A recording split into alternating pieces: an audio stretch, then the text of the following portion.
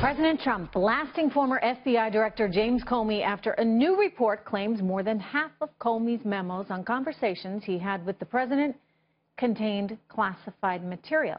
The president tweeting, quote, "James Comey leaked classified information to the media. That is so illegal."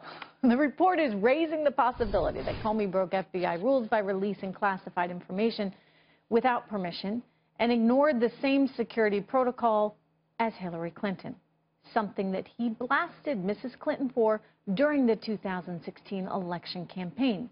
Attorney Andrew Stoltmann joins me now with more, and good to have you here. Andrew, thank you. Do you think Comey did something wrong?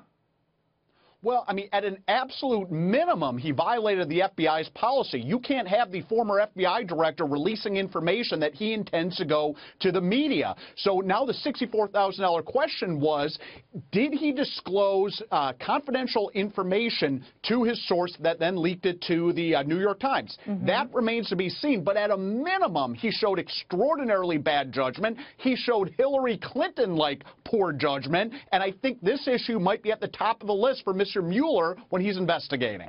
Except that Mr. Mueller is like Comey's best friend, right? They're buddies, which is a whole other can of worms we can get into in a second. But I want to stay on this idea because, you know, Andrew, I got to tell you, I was flabbergasted by this. I don't care what side of the aisle you're on. I don't care whether you hate Trump, whether you love Trump.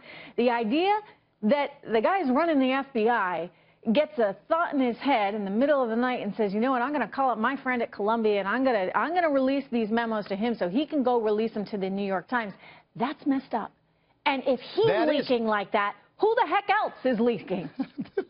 That's right. And remember how high of a standard he gets held to. He can't do the Hillary Clinton, gee, me not know what the rules are. He has a duty as the former FBI director and also the former head of the prosecutor's office in the Southern District of New York to know the rules and to follow the law. And then remember this issue as well. What did he do with these memos after he left the FBI? Did he send them on an unsecured server? Did he send them via an unsecured email address? This really opens up a Pandora's box for our highest legal officer in this great country of ours, and it'll be fascinating to see what happens. But then the question, Andrew, is was the information classified or not, right? I mean, Trump is alleging that it's classified stuff.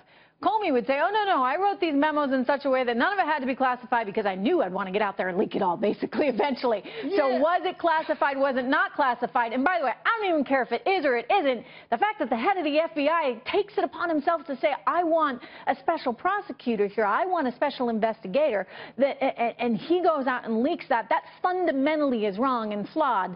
But was it classified or wasn't it?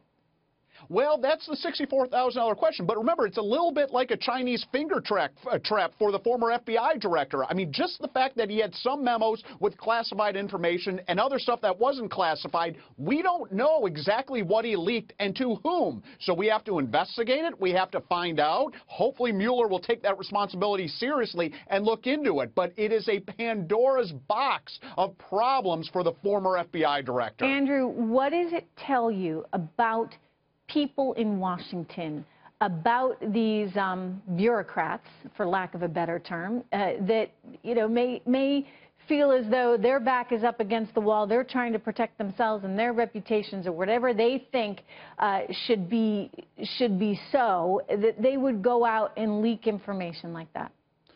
Well, this is the culture we are now in, unfortunately. I mean, there are more leaks in Washington than on the Titanic. And I think what you need to do is you need to have a criminal prosecution with respect to some of these people that are leaking confidential information to make an example, because there's nothing like a 10-foot by 14-foot jail cell to get people's attention and to get them to stop leaking. Well, you know, people forget, and there wasn't a lot of news around it at the time, but actually President Obama went after leakers pretty hard when he was right there in Washington initially. And so maybe that's going to be what it's going to take. Andrew, good to see you. Great to have your perspective. Thank you. Anytime. Thank you.